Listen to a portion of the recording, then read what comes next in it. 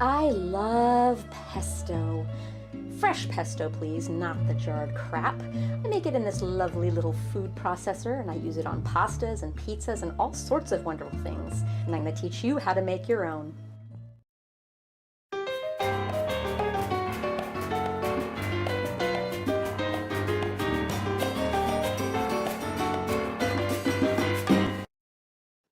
So you start with some nice fresh basil. This is pretty expensive. It'll set you back a bit, but you need to get some good fresh basil. See these dull gray colored leaves? Just toss them out. I know normally I don't advocate throwing away food, but those will just make your pesto taste terrible, so get rid of them. I also have a couple cloves of garlic, which I've given a rough chop, and some pine nuts. Now, pine nuts, do not buy these small at the grocery store. Get them in bulk, either online or at a Asian market. I find they're usually a lot cheaper. I've got a link down below for some cheap pine nuts if you're interested. And Parmesan cheese, just cut into cubes. And some olive oil, some good extra virgin olive oil. And then I like to brighten it up a little bit with a little lemon. I didn't have lemon, so I'm using just a little bit of lime. And some Himalayan pink salt. Any salt will do, really. It doesn't have to be pink salt. Now I've put everything in my nice KitchenAid mini chopper. This is amazing. Like, I really love this mini chopper so much. I use it more than a large food processor. It's perfect for little sauces like this. If you want to buy your own, I've got a link in the description. And yeah, it's really super easy to use. You just dump the salt in with the basil leaves, and I'm going to dump in the bits of garlic and that lime juice as well. And most chefs will say, oh, you have to slowly drizzle in the olive oil while you're pulsing this. You really don't have to. I just put all the olive oil in at once, and then I pulse it at first. You can't just press down on the food processor and it turns into a pesto. You have to pulse it first to chop it into smaller pieces. Otherwise, everything's just going to whirl around in a big circle and not really get chopped up. So you're going to have to do this in stages, and it takes a little tiny bit of patience, but it's worth it. So after my initial chop, I scrape it with a spoon, and as you'll see, there's some whole basil leaves still in there that didn't get chopped. So you got to do that about 2 more times, and you'll get a really nice choppy pesto. It won't be super, super saucy yet.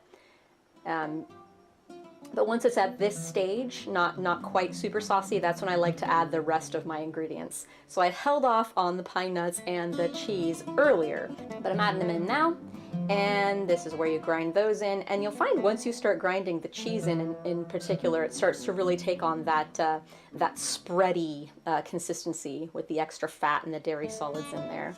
If you are vegan, of course, you can leave out the cheese and replace it with nutritional yeast. I've made pesto like without Parmesan cheese just because I didn't have it, and it was fine. Like, it wasn't quite as good, but it still works in most applications that way. And after a while of grinding, it gets to look like this lovely spready thing.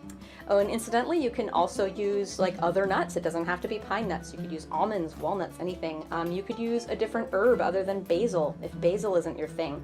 You could use mint, parsley, spinach, actually, if you want to make it less herbaceous. And then what I do is I put it into containers, and guess what I'm going to do with one of these? I'm going to put in the fridge for later use for a couple pesto pizzas. And then the other one I'm going to put into the freezer. The stuff actually freezes quite well. And I'm going to use it for future pizzas. I mean, this stuff is pretty expensive, so I don't want to let any of it go to waste. So if I ever have extra basil, I'm just making a batch of pesto preemptively and putting it in the freezer is a great idea. It's a good way to save your basil before it goes bad. And now, a couple days later, I'm taking out the pesto. If you want it to not have any brown in it at all, press some plastic wrap to the top. I don't particularly care though, because I'm just going to put it in a pizza and there's going to be toppings over it. So I'm doing a 50-50 pizza here. This half is going to be pesto, and it's going to be sort of a Greek-inspired flavor. Then this other side is going to be a marinara, well, tomato sauce side pizza with a more like American pizza flavors on it. I like the variety. And this one little pizza is going to feed both my boyfriend and myself supper. So I'm putting just chopped up mozzarella cheese sticks on it. I don't like how it produces a lot of extra plastic waste, but it's really like buying these cheese sticks, string cheese in bulk at Winco is a great way to save money on cheese. And it's also a great way to ensure that your cheese never goes bad, really. Like, it lasts months in the fridge, which is great. I hate it when cheese goes bad. It makes me so sad. But anyway, you do Mozzarella cheese on both sides, but a little bit less mozzarella on the pesto side because that's feta that I'm crumbling on there. A little bit of feta. If you did all feta, feta is very, very salty and it doesn't melt very well, so half.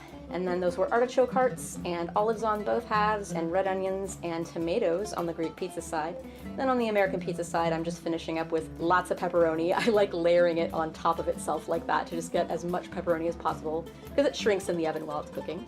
And then mushrooms on top of that because mushrooms are watery and they can withstand the intense heat. And this is where you very carefully have a partner help you slide it onto your very hot pizza stone in your very hot oven, because it only takes dropping a pizza on the floor once to make you very wary and scared about putting pizzas and taking pizzas out of the very hot oven. Just about, 7 minutes at 500 degrees or as hot as your oven will go on a preheated pizza stone, and your pizza will be done. I like to put it on parchment paper for easy slidage. And behold, it's delicious pesto-y pizza-full goodness. I really hope you guys try this pesto recipe. It's great on salads, pastas, pizzas. It's just wonderful.